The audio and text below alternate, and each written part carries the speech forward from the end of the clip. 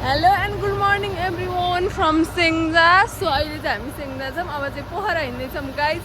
हिजो चाहिँ हामी बुटोलबाट वालिङ आयौँ। वालिङ कि कहाँ रे आएको? ए गल्याङ आयौँ। सो आज चाहिँ अब हामी जाँदैछौँ, पोखराको बस आइसकेको छ। ल है त गाइज हामी हिँड्यो, अब बसमा चढिसकेका छौँ। रमाइलो गाइज, हामी चाहिँ वालिङ आइसक्यौँ। यहाँ चाहिँ अब हाम्रो विश्राम हुँदैछ है गाइजहरू, यहाँ हुनुहुन्छ।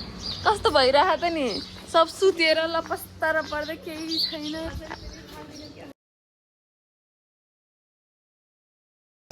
गाइज हामी चाहिँ भालु पहाड हेर्नुहोस् आइसकेका छौँ। अहिले चाहिँ नास्ता खाना यहाँ रोकिरहेको छ। फाइनली हुँदै पोखरा। कस्तो लागिरहेको त नि। यहाँ ढिलो भएर मेकअप चाहिँ बसमा हुँदैन।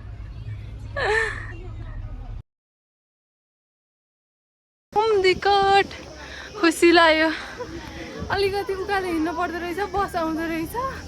अनि त्यहाँबाट चाहिँ अलिकति उकालो हिँड्ने ठ्याक आउँछ। हेर्नुहोस् त कस्तो राम्रो देखेको। Wow, worth it. अन्त भ्यू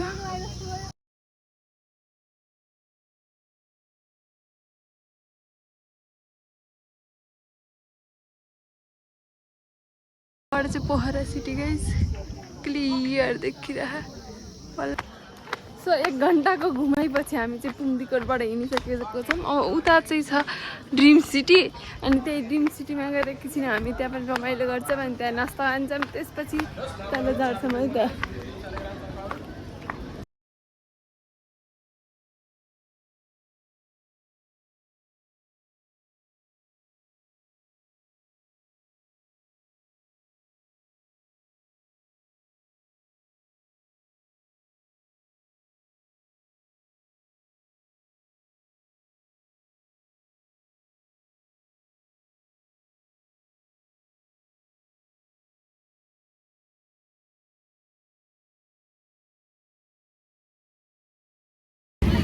गाइज हामी चाहिँ पुङ्दीकोटबाट गएर अब चाहिँ हामी गुप्तेश्वरी गुफामा आइसकेका छौँ। भ्लग चाहिँ यस्तै होला जस्तो छ। के भन्दाखेरि सर्टकट यहाँ गयौँ त्यहाँ गयौँ मात्रै।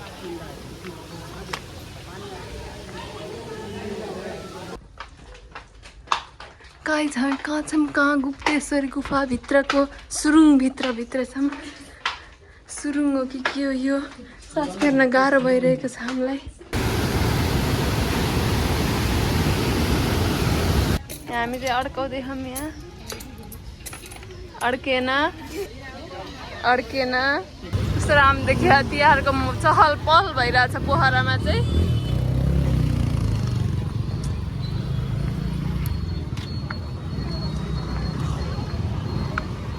हामी त यो थाकिसक्यो हम घुम्दा त्यही पनि अब घुमिरहौँ, त्यही पनि नसकी। Good morning guys from Pokhara. हेर्नुहोस् भ्यू यहाँ चाहिँ, यहाँ पुरा हिमाल देखिरहेको अहिले। हामी चाहिँ आज बिहान अहिले 7 बजिरहेको छ। अब चाहिँ हामी हिँडिरहेका छौँ बिन्दवासिनी मन्दिर। हामीलाई चाहिँ हाम्रो होटेलवाला दाइले छोड्न हिँड्दै हुनुहुन्छ बसमा। कस्तो राम्रो लागिरहेको मलाई। हिजोदेखि चाहिँ बसमा हिँड्दा थकै लागे जस्तो भइरहेको थियो। चाहिँ अलिक बल्ल फ्रेस भएर रमाइलो गर्ने हिँड्ने जस्तो फिल भइरहेछ हाम्रो साथीहरू।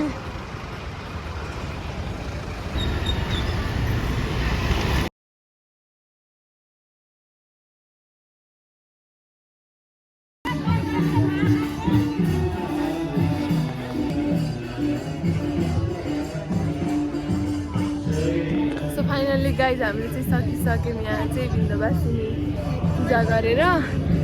अब चाहिँ यहाँ यस्तो भ्यू हेर्नको लागि यहाँबाट देखिरहेको छ राम्रोसँग। भैलो चले जस्तो छ अहिलेबाट।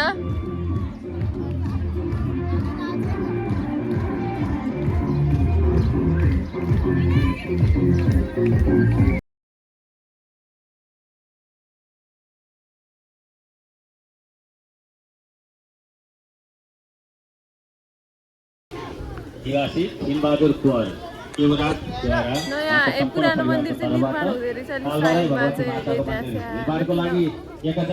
हेर्ने फर्किने। चाहिँ हामी यहाँ माछा हेर्दैछौँ नजिक नै।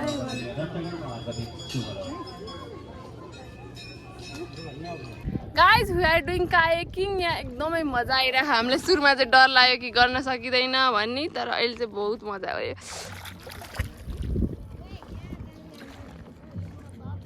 उता हाम्रो साथी एउटा दिपा चाहिँ उयो त पछाडि छिन्, म याद छु। सो अहिले चाहिँ हामी लेक साइडबाट कायाकिङ गरेर त्यहाँ चाहिँ एकैछिन झगडा सगडा जस्तो भयो। के भन्दाखेरि झगडा भएर फाइनली पाइयो। त्यहाँ चाहिँ हामीले धेरै एक्स्ट्रा टाइम लिगौँ भनेर चाहिँ उस गर्नुभयो, एक्स्ट्रा लिङ नखाउनु भयो। ओहो डर लाग्दो देखियो है।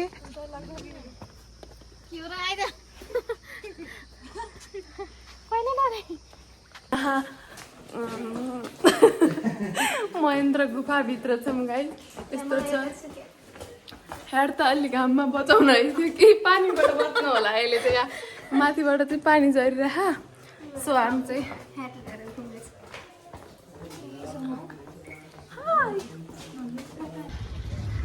फेरि लागिसकेका छौँ चमेरा गुफामा। हामी 5 मिनटको टुर खाने अनि दिनमा गाइस भ्लग चाहिँ एकदम सर्ट भइरहेको छ। यहाँ गयौँ त्यहाँ गयौँ, हाम्रो अब मनोरञ्जन भइरहेछ तर देखाउन चाहिँ बिर्सिँदो रहेछ। त्यही भएर मनोरञ्जन भयो नि। फोटो भएन, फोटो भएन।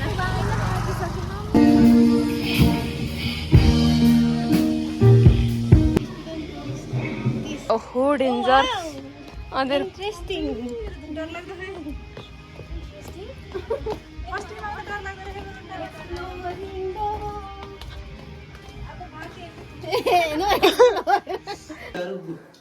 यहाँ यस्तो भइरहेको छ गाइस हाम्रो बहुत डेन्जर बाटो, लाइट नि छैन। पुरा नआउँदा अनि पुरा चमेराहरू अनि बाटो नि यस्तो डेन्जर। कस्तो थियो भगवान्, के अगाए जस्तो भइरह। कति टाढा भन्नु न। फेरि यति हामी हिँडेर आयौँ। ओ कस्तो राम्रो हिमाल देखियो यहाँबाट। तर क्यामेरामा देखिएन होला, ट्याक्क घाम परेर। Good morning guys, it's our third day भइसक्यो। आज चाहिँ हामी बिहान 4 बजे उठेर पोखरामा मर्निङ वाक हिँडिरहेछौँ। हाम्रो चाहिँ होटलवाला दाइले हामीलाई चाहिँ अलि डाँडामा पुरा सनराइज राम्रो भ्यू देखिने ठाउँ छ भने बिहान 4 बजे उठाएर हिँड्नु भएको छ। सबजना तम्सेरै आएर हिँडिरहेछौँ हामी। अहिलेसम्म चाहिँ मजा आइरहेछ। अब म पुग्ने जति के हुन्छ थाहा छैन। हाई गाइज, हामी चाहिँ 1 आवर हिँडिसकेका छौँ। अब चाहिँ हामी साथीहरू पछाडि हुनुहुन्छ। पुरा पसिना भएर हामी थाकेर हिँड्न नसक्ने अवस्थामा पुगिसक्यौँ। त्यही पनि आफूलाई पुस गर्दै अगाडि हिँडिरहौँ। अब चाहिँ हामी अझ एक डाँडा काटेपछि हामी फाइनली हाम्रो डेस्टिनेसनमा पुग्नेछौँ।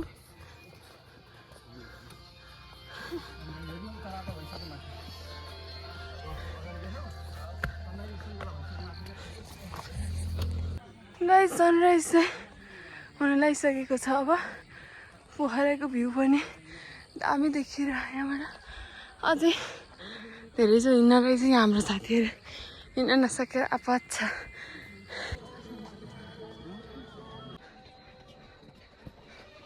ल हामी चाहिँ नजिकबाट कुन हिमालो अङ्कल? कुन हिमालो यो? हजुर माछा पुछ्रे धौलागिरी हेरी माछा पुछ्रे चुच्चो होला। कान्द्रीबाट त यता देखिन्छ क्या। ल अब हेरी यहाँ बस्छ आनन्द त केही भन्दैन। ल फाइनली हाम्रो डेस्टिनेसन चाहिँ यहीँ रहेको छ।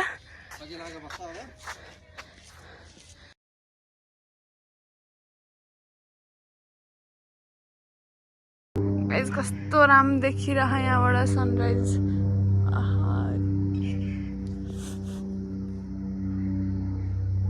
गाइस हामी चाहिँ त्यहाँबाट त्यो पोखरा लेखेकोबाट फेरि अर्को उयो हात भएको ठाउँ थियौँ। यहाँबाट पनि सारङकोटहरू, पुम्दीकोटहरू सब अलराउन्ड भ्यू देखिन्छ। फेरि दाइले यता लिएर आउनुभएको छ हामीलाई।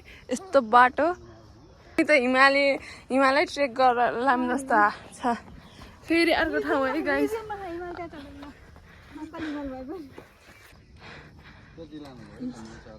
झन् भ्यू चाहिँ खत्रै आइरहेको छ अझै हामी फर्क्यौँ बहुत घुम्यौँ रमाइलो भयो एकदमै अब यहाँबाट फेरि हिँड्नु छ अब अघि आउँदा अब खुट्टा देखेँ त अहिले चाहिँ अलि आराम मिलिरहेछ के कस्तो हुन्छ अनि होटल गएर फेरि हामी घुम्न जानु छ म्युजियम अनि आज ब्याक टु दि होम हुनु छ गाइज काम छ के बडी एडभेन्चर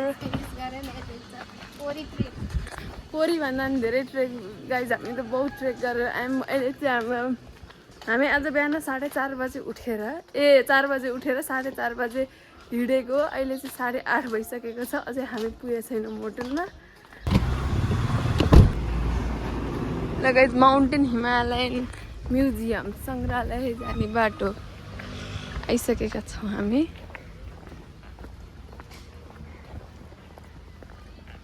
इन्ट्रेस्टिङ देखिएछ के अरे यहाँबाट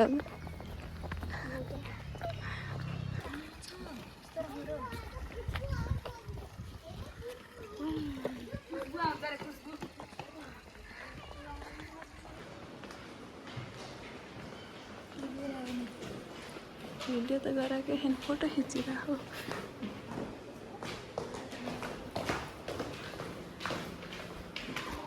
भिडियो एलाउड छैन फोटो मात्रै एलाउड छ गाइज यहाँ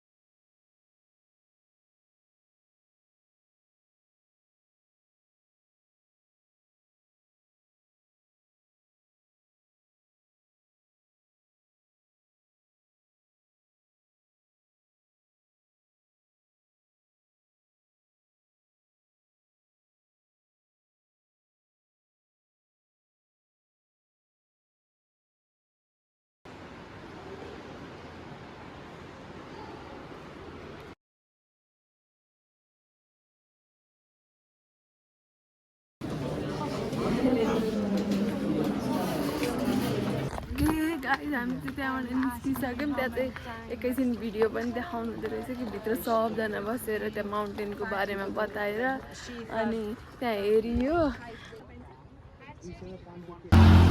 सो गाइज अब चाहिँ फाइनली हामी चाहिँ ब्याक टु दि होम हो 3 दिनको बसाइ पोखरामा पछि यहाँ हामीलाई चाहिँ लिन जानुभयो बस हामी चाहिँ यहाँ बसेको होटेल दुर्गा दरबारमा आन्टीले हामीलाई मिठो मिठो खुवाउनु भयो धन्यवाद झोला सोला प्याक भइसक्यो हस् यहाँ आउँदा अब